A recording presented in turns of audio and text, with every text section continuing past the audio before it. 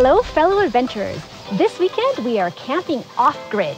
Today, we're gonna dive into tips and tricks to camping without being plugged into any power source. We'll tackle questions around solar panel, batteries, water conservation, and even light bulbs. We've got you covered.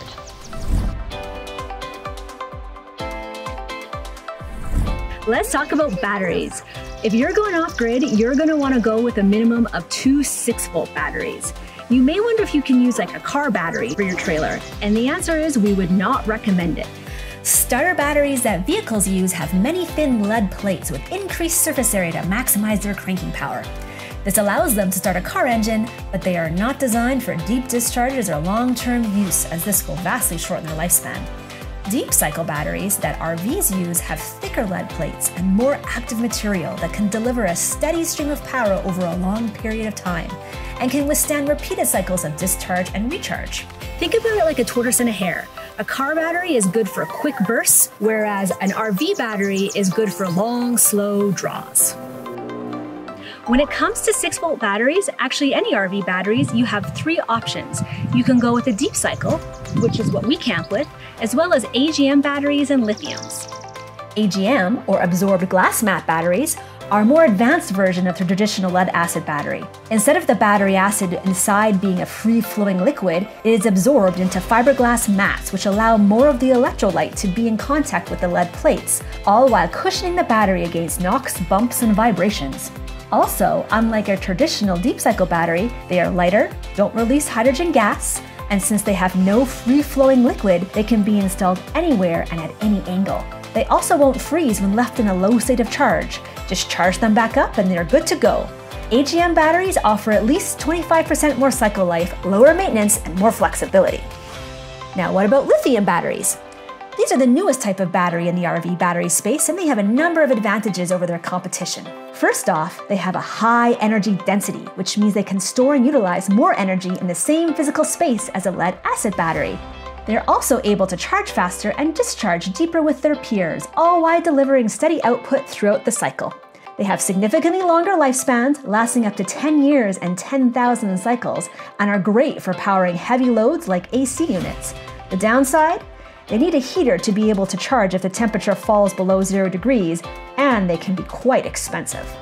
What battery is right for you will depend on the camping you want to do, as well as your budget. One size certainly does not fit all. If you're interested in upgrading or even just learning more about RV batteries, come visit us at any ArrKann dealership, and a specialist will be happy to help you find the right battery for you.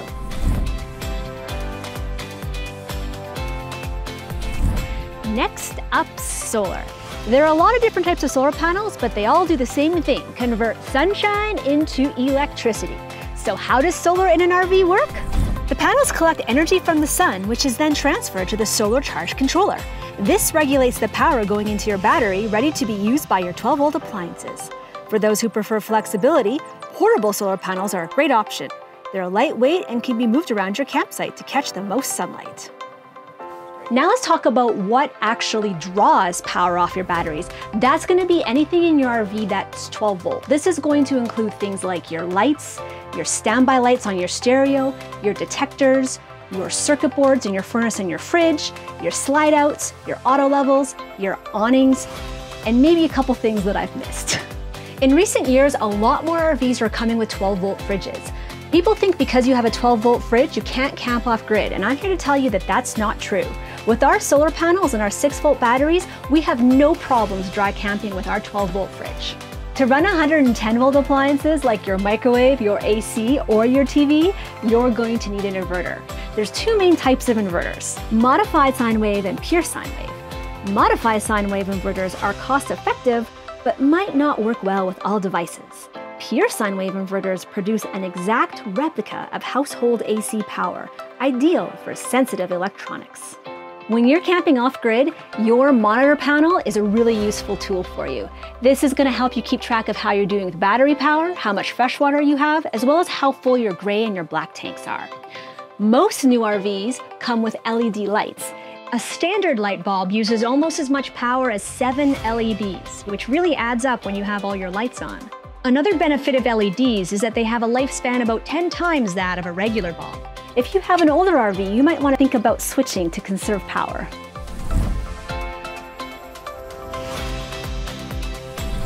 When you're camping off-grid, water consumption is a big deal. You want to reduce the water usage as much as possible, and the bathroom is the area where you have the most opportunity. There's a few different things that you can do. When you're brushing your teeth, be careful that you don't let the water run the whole time. Turn it on and off. When you're having a shower, all RV shower heads are equipped with an on-off. You can turn the water off when you're shampooing and on when you want to rinse. Alternatively, you can A, not shower at all when you camp, like I do, or you can get what's called an oxygenic shower head, which mixes the water with air, keeping the pressure strong, but reducing your water consumption significantly. If there is an outhouse at your campsite, you might want to think about utilizing that a little bit as well, just to keep the water usage down and your black tanks a little more empty. When it comes time to do the dishes, there's no need to fill the entire sink with water. Just use the largest bowl, pot, or container from your meal. Fill it with enough soapy water to get the job done and rinse sparingly. You'll save a ton of fresh water this way and keep your gray tanks from filling up too quickly. For propane usage, a standard 20-pound tank, which is what we camp with, will last you anywhere from 3 to 7 days. For extended stays, you might want to look at getting 2 30-pound tanks or maybe even an extra one for super cold weather. On hot summer days, you may want to run your AC to cool things down inside your trailer. But when it comes to running your AC off-grid, you'll need at least a 3,000-watt generator. Our Odin 4500 generator is a top choice. It's powerful, quiet, and even has remote start capabilities. Just remember, some campgrounds have rules around generator usage, so make sure you're aware of them beforehand. You don't want to get in trouble. The best way to ruin your camping trip is to run out of power and water. So hopefully these tips and tricks will allow you to conserve them and have a great vacation. Remember, sometimes the best camping sites are off-grid. Happy camping!